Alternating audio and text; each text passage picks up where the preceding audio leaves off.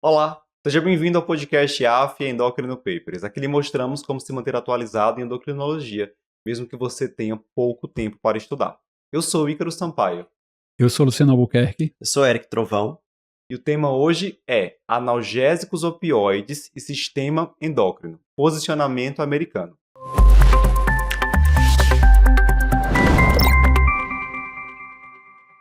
Meus amigos, ano passado, a Endocrine Society publicou um posicionamento abordando a interação entre os analgésicos opioides e o sistema endócrino.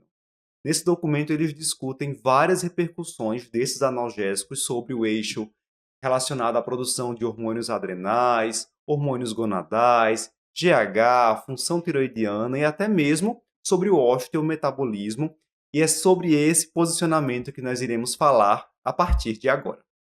Vamos começar abordando a relação entre analgésicos opioides e o eixo hipotálamo-hipófise gonadal.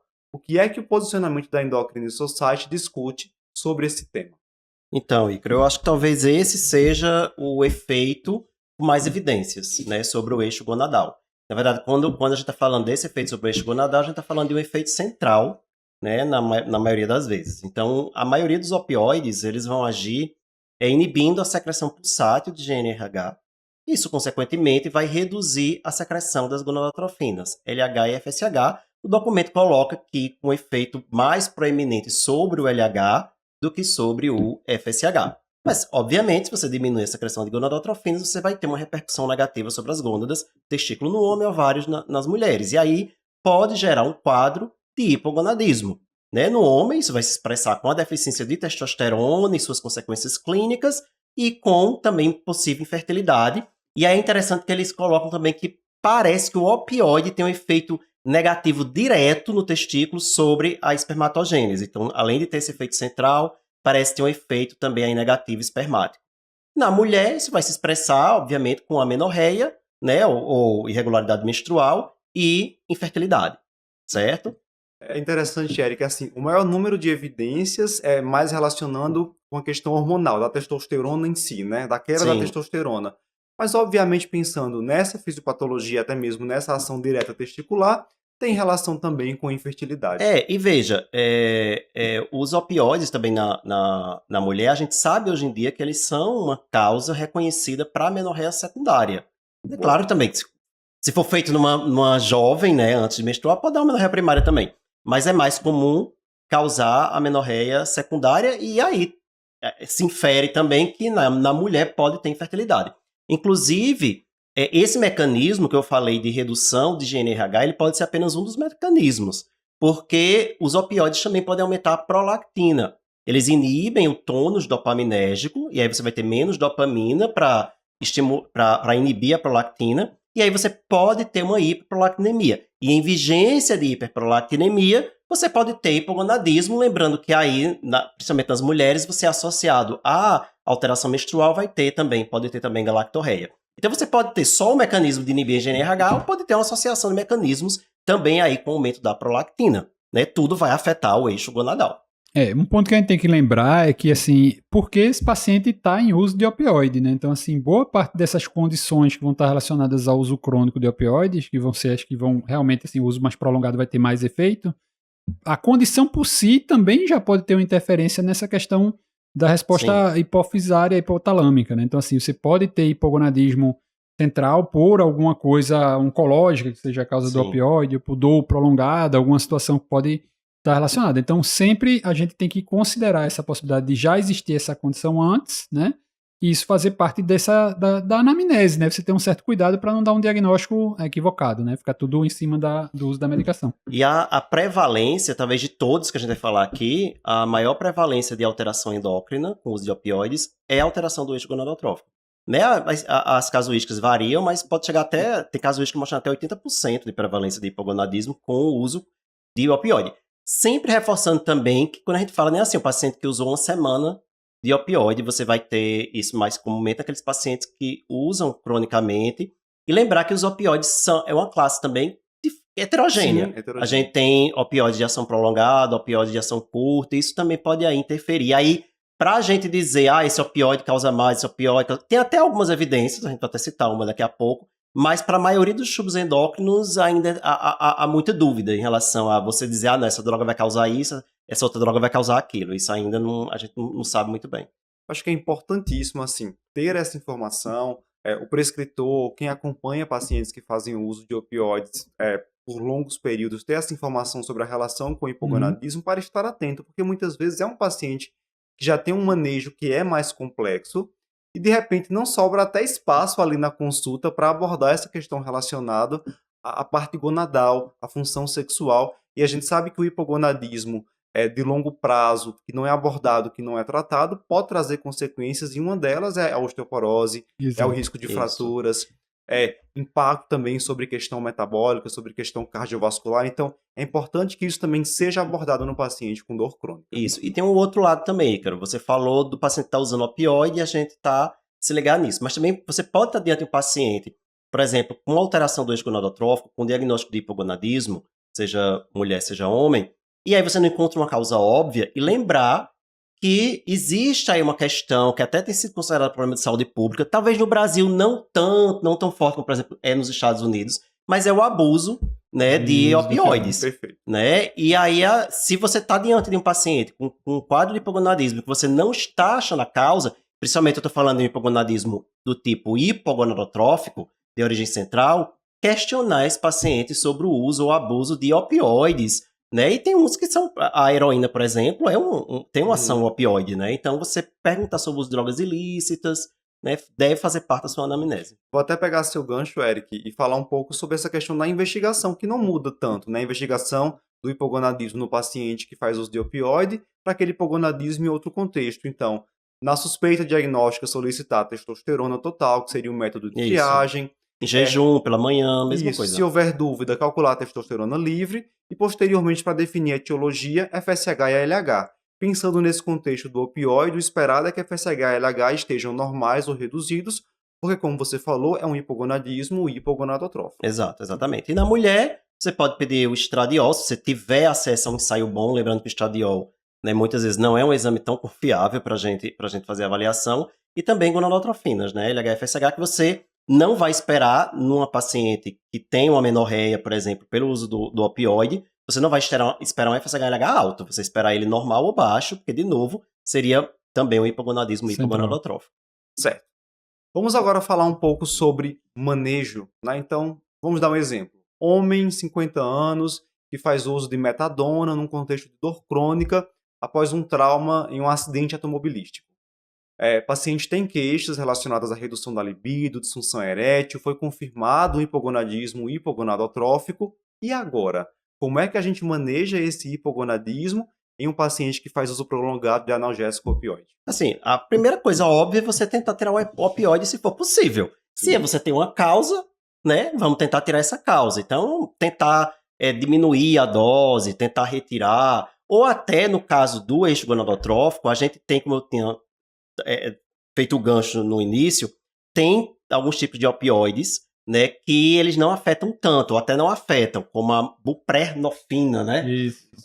Que é um adesivo muito usado. É um adesivo aqui. muito utilizado, exatamente, para analgesia. E aí seria o caso de você trocar por um que age menos. Mas se não for possível trocar, não for possível reduzir dose, não for possível suspender, vamos tratar com a reposição. No caso aí, no exemplo que você deu de um homem com deficiência androgênica, vamos repor testosterona com as preparações que a gente tem disponível no mercado, que foram estudadas, validadas. Quando a gente vai para estudo, né, só em pacientes usando opioides, será melhor usar intramuscular? Não tem estudo bom, ensaios clínicos grandes, randomizados, não vai ter. Então a gente vai acabar extrapolando o dado do que a gente já faz com o paciente com hipogonadismo por outras causas e tratar de uma forma muito parecida, sem muitos mistérios. Perfeito. Usando aquelas indicações, contraindicações, cuidados de Isso. acompanhamento que a gente já usa em outros cenários. Se é, por exemplo, um homem de alto risco cardiovascular, a gente vai preferir a testosterona na forma de gel, tópico. A gente tem evidência de segurança nesse aspecto. Em outras situações, a gente pode utilizar preparações injetáveis. Então, esses detalhes em relação ao tratamento não diferem daquele que a gente já utiliza habitualmente. Isso. Ter cuidado com a questão dos pacientes oncológicos, porque muitas vezes a analgesia que você está fazendo com opioide são pacientes oncológicos. Se, por exemplo, for um paciente com câncer de próstata metastático, Aí você não vai- pode usar testosterona. Aí vai estar contraindicado, esse tratamento não vai poder ser feito. Ou até uma mulher, por exemplo, uma mulher que na teoria você ia repor estrógeno, mas se for um câncer de mama, você não vai mais poder fazer. Né? Tanto é que, Então, assim, as poucas evidências que a gente tem da terapia de reposição de testosterona nesse contexto de hipogonadismo masculino por opioide, eles deixam claro, assim, que são estudos com pacientes não oncológicos. Porque aí, num contexto oncológico, já tem essas questões que você levantou, né? De possíveis contraindicações, relacionado ao tipo de câncer especificamente, como é o caso do câncer de próstata. Em outros cenários, receio em relação a questões sim. tromboembólicas. Então, assim, por exemplo, você vai fazer uma reposição estrogênica, tudo bem, não é um câncer que a mulher tenha que contraindica a reposição estrogênica. Mas se ela tá ali numa doença oncológica ativa, porque você tá precisando fazer uma analgesia e tudo, existe um risco aumentado de tromboembolismo. Então, se você vai fazer estrógeno, tentar fazer a menor dose possível por via transdérmica, né, para ali você tentar corrigir o hipogonadismo, melhorar sintomas, mas ter esse cuidado também com os efeitos adversos graves que podem advir do uso. Perfeito. Então, fechamos aqui a parte relacionada ao eixo gonadal, mas existe um outro eixo, Luciano, que também é muito afetado pelo uso de opioide, que é justamente o eixo hipotálamo, hipófise, adrenal. Qual é a repercussão do uso do opioide sobre o funcionamento das adrenais e como é que a gente pode avaliar esse tipo de repercussão? De novo, como a maioria das deficiências relacionadas ao uso do opioide vão ser deficiências centrais, né? Vai ser relacionada, como a gente já está colocando, ao eixo hipotálamo hipofisário. Então a gente vai ter um quadro sugestivo de uma insuficiência adrenal secundária, né? Um quadro central, onde a gente vai ter deficiência principalmente do cortisol, né? Então, assim, lembrar que o eixo mineralocorticoide ele não vai ser, assim, de cara afetado nesse contexto. Então, se você tiver um paciente que tenha esse eixo comprometido, pensar que talvez você tenha algum acometimento adrenal primário, e aí, de novo, no contexto da oncologia, lembrar que adrenal é um sítio frequente de metástase e tal, então a gente, enquanto endocrinologista, né, tem que ter uma anamnese cuidadosa, ter um encaminhamento ali com mais detalhe em relação a qual é a condição do paciente no uso da medicação, do opioide, no caso, né. E aí já é bem menos frequente você ter alteração do eixo adrenal do que ter do eixo gonadotrófico. Né? Aí eu vi casuísticas lá, o próprio texto fala em torno de 15%. Eu só vi até hoje em paciente hospitalizado. Eu não me lembro.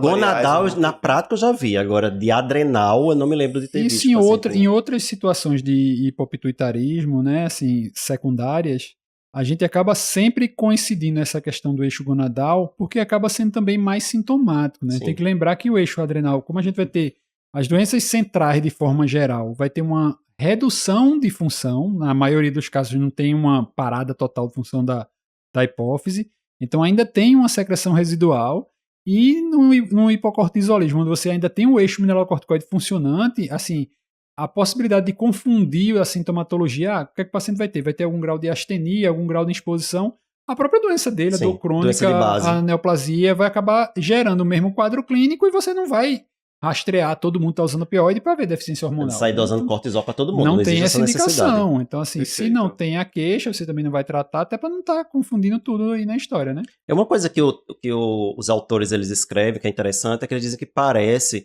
que, embora alguns pacientes evoluam com a deficiência na síntese de cortisol por diminuição da secreção de ACTH, parece que a resposta ao estresse não está alterada.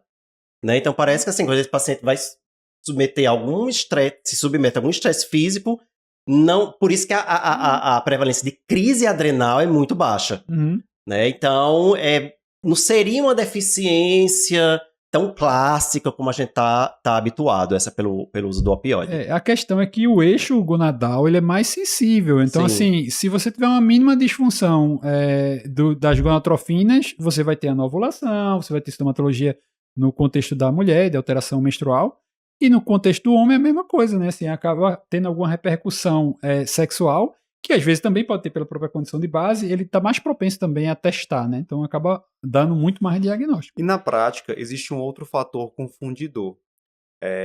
Muitas vezes esse paciente que tem um perfil de fazer abuso de opioide, ou o paciente que tem indicação formal de tratamento com opioide, por exemplo, um paciente oncológico, é comum que haja, ou no caso do abuso, o uso indevido de corticoide, ou em quem tem indicação, também indicação de usar corticoide. E aí o uso crônico de corticoide também é uma causa de insuficiência adrenal. Acaba confundindo tudo. Sim. Mas pensando no paciente que está de fato fazendo uma insuficiência adrenal por corticóide, é uma insuficiência adrenal secundária, a gente começaria a investigação ali com cortisol matinal, né? Se você suspeitar, né? Você Isso. suspeitou que tá na dúvida se aqueles sintomas é da doença de base, não é? Faz o cortisol sérico basal. É o exame como qualquer outra causa de insuficiência adrenal, né? A gente vai investigar da mesma forma. Perfeito. A gente tem um cortisol basal muito baixo, né, menor que 3, fecharia diagnóstico. Entre 3 e 18 é uma zona intermediária, a gente pode considerar fazer testes dinâmicos. Acima de 18, afastaria diagnóstico. Para deixar a dica aí de como fazer essa investigação inicial nos casos. Ou seja, não muda só porque o paciente está usando opioide. Bem, mas como é que a gente maneja essa insuficiência adrenal secundária ao uso de analgésico opioide? Uma coisa que eles trazem no posicionamento que eu achei interessante é que, assim, diferentemente do que acontece, por exemplo, na insuficiência adrenal por uso de corticoide, quando ela é por uso de opioide, com a retirada do opioide ocorre uma rápida recuperação do eixo.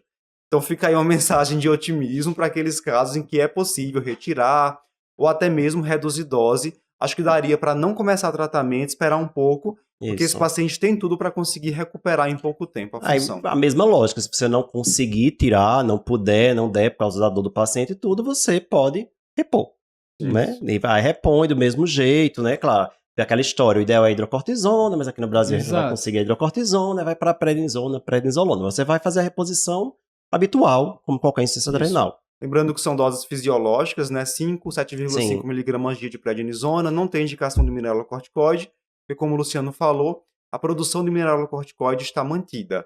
É só mais um déficit do glicocorticoide. E é incomum que esses pacientes precisem de corticoide venoso, por crise adrenal, a não ser num contexto de infecção grave, alguma coisa do tipo. Mas aquilo que eu falei, né? Parece que eles mantêm essa resposta ao estresse. Mistério. Bem, pessoal, então é isso. Nós falamos até agora sobre ações gonadais e ações adrenais relacionadas ao uso de analgésicos opioides. Mas falta discutir outros pontos. Será que o uso prolongado do opioide tem algum impacto na função tireoidiana? E na questão osteometabólica, esses pacientes apresentam risco maior de fraturas? Existe algum efeito relacionado ao GH? A gente vai discutir isso tudo na versão completa desse podcast, que você pode assistir na nossa plataforma do curso de atualização em endocrinologia do AF Endocrino Papers. Eu te espero lá.